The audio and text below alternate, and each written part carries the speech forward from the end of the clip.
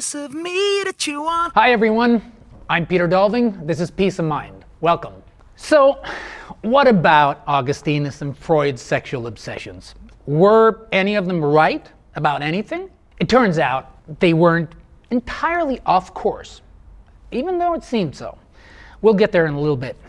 But first, some words about psychiatry. Psychiatry, in some ways, is the last house on the left when it comes to healthcare. The functional, most unwanted last resort.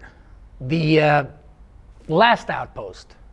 Considering the fact that electric shock therapy and lobotomy are still used in the so-called civilized world, one can say that psychiatry is kind of the Dr. Frankenstein approach to the mind and the human psyche. But it's not a joke that around the world in med schools, it was said for a long time that if you were too weird to become a pathologist and work with the dead, there would always be a place for you in psychiatry. Whatever the solution to a problem may be, one should always try to understand the causal conditions prior to what is defined as the problem.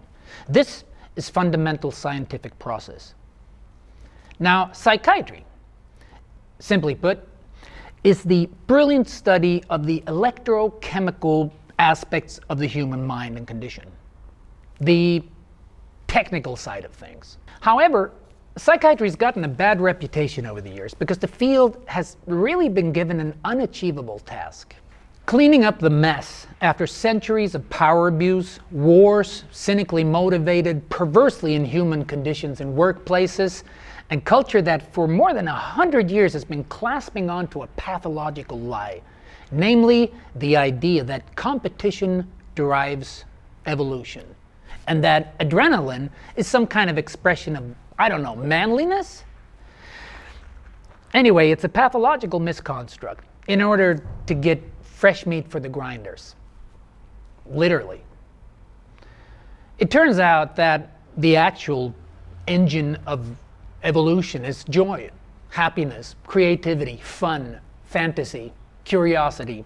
Basically, we can say that what the so-called Industrial Revolution did in all its consequences was basically gang rape the entire human common psyche. Now, psychiatry was a part of that gang rape for a long time. But this is far from all psychiatry. Some people in the field are really just working to make the world a better place and actually help people. And all good psychiatrists know this. So it's not a big secret that I'm talking about, and it's not so controversial to talk about. The real problem is the decision makers. A lot of politicians and bureaucrats, it seems, still refuse to listen to what neuroscientists and psychologists have been shouting for years. Namely, that the human brain and psyche does not work like a machine. It does not absorb, store, and process data like a machine. It's just a fact. This pretty much means that society has to update everything in regards to psychology and the human mind. But why? Well, you can't just switch parts. You can't just exchange fluids and cut out a piece here and there and expect to make it all better. That's not how the human mind, the human brain, the human psyche works. So even if you want to, you can't. That's just fact. Now, historically, psychiatry was tasked with the impossible, to medicate away the symptoms of being human and to get people back into the production line as fast as humanly possible. Along the way, they also became the testing ground for the pharmacology industry, but that's for better and for worse.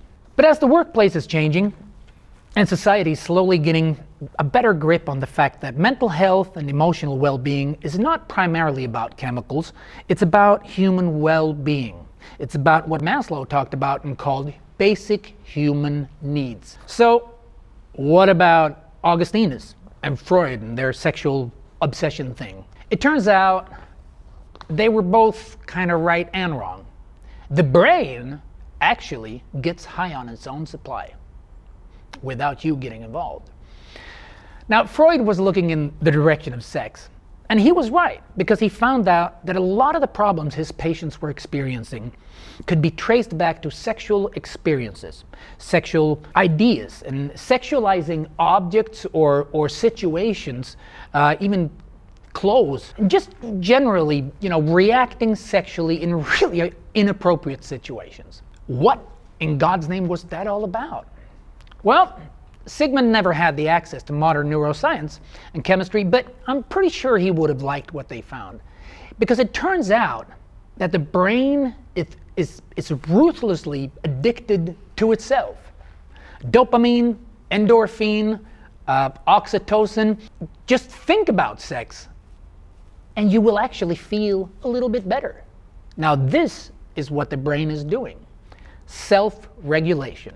It seems the brain actually manipulates itself, depending on emotional state, etc., by an example, flashing anything from patterns or sexual imagery or exciting scenarios, triggered consciously or subconsciously to produce various hormones to help regulate how you feel. Daydreaming, fantasizing, distractions, associations, it's all self-regulation. Compensation. The human brain doesn't like to feel bad. Now, most mental unhealth is healthy expressions of reactions to unhealthy conditions. Addressing the subject is imperative. We're in the middle of an international mental health crisis. One we'd best start looking at and talking about and addressing to try to solve it, not just medicate it away, or we're gonna end up in deep shit. All right. That's it for this week. So like, share, comment, and please take care. Remember, you're important. Alak Baba Sirishandirak. 'Cause you are